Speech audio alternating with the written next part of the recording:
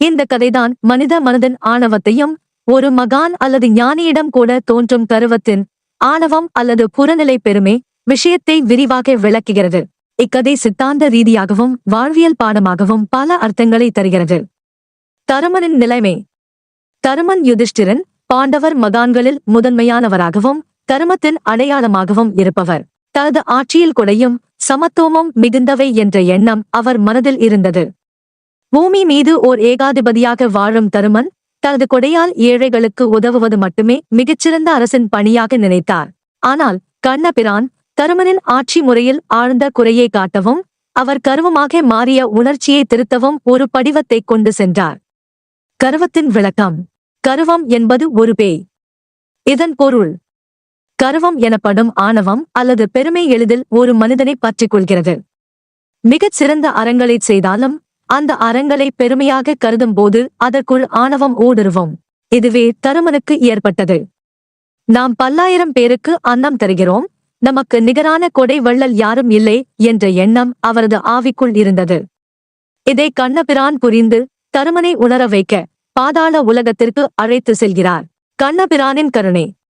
கண்ணபிரான் தருமனை ஆணவத்திலிருந்து விடுவிக்க உதவுகிறார். அவர் தருமனை மாவலியின் அருகே அழைத்துச் செல்கிறார். மாவலியின் ஆட்சியில் இருக்கும் மக்கள் வாழ்க்கையின் உண்மையான செழிப்பையும் செல்வச் செழிப்பையும் கண்டு தருமனுக்கு பாடம் புகட்டுகிறார். பாதாளத்தில் தருமனுக்கு கற்றுக் கொடுக்கப்பட்ட பாடங்கள். பொற்கலசங்கள் வீசும் வீட்டுக்கரசி.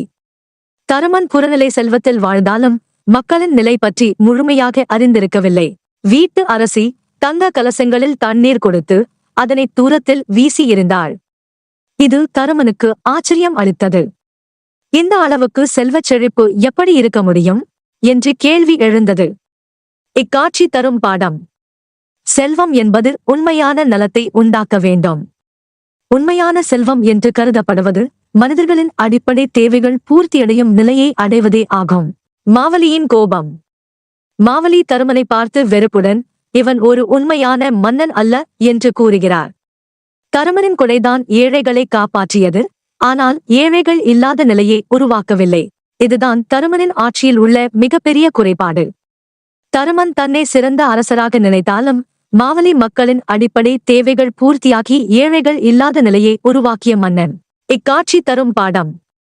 மனிதன் நான் கொடைக்கருணை உள்ளவன் என்று நினைத்து கொடையை பெருமையாக கருதும் போது அது உண்மையான ஆட்சியின் குறியீடாக இருக்க முடியாது. அனைவரும் செழிக்க வேண்டும் என்பதே உண்மையான ஆட்சியின் குறிக்கோள். தருமனின் மன மாற்றம். மாவலியின் செறிவான கருத்தை கேட்டு தருமனின் உள்ளே பாழடைந்த ஆணவம் உடைந்தது. அவர் தன்னுடைய தவறுகளை உணர்ந்து தன்னை திருத்திக் கொள்ள நினைத்தார்.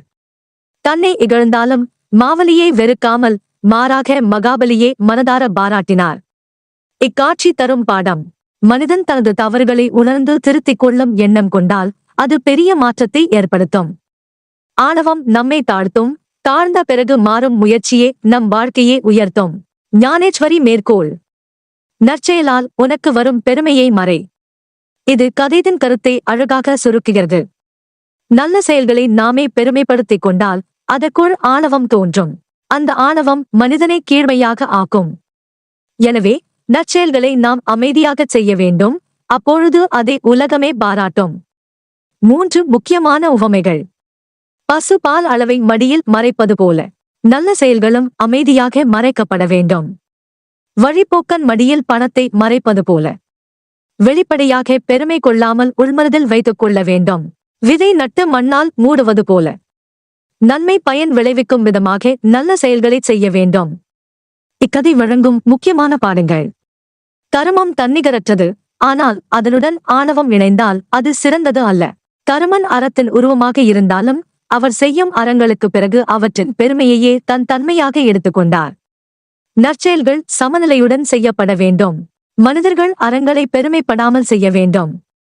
அது உலகில் நிலையான செழிப்பை ஏற்படுத்தும். உண்மையான ஆட்சி என்றால் ஏழைகளே இல்லாத நிலை. தருமனின் ஆட்சி ஏழைகளை காப்பாற்றியது, ஆனால் ஏழைகளே இல்லாத நிலையை உருவாக்கும் ஆட்சியாக மாறவில்லை. தவறுகளை உணர்வதிலும் அதை திருத்திக் கொள்வதிலும் சான்றோர்கள் சிறந்தவராக மாறுவர். தவறு செய்வது மனித குணம், ஆனால் அந்த தவறை உணர்ந்து அதை சரி செய்வதே மனிதரை சிறப்பாக்கும். உயர்ந்த செல்வம் மன நிம்மதியும் சமநிலையும்தான். செல்வம் அல்லது செழிப்பு மக்கள் மன நிம்மதியை வழங்க வேண்டும். புறமையான செல்வத்தால் மட்டும் வாழ்வில் நலம் இல்லை. தருமனின் ஆணவமும் அவனுக்கு வழங்கப்பட்ட பாடமும் மனித மனதின் ஆழ்ந்த உள்ளார்ந்த உணர்வுகளை வெளிப்படுத்தும் கதை ஆகும்.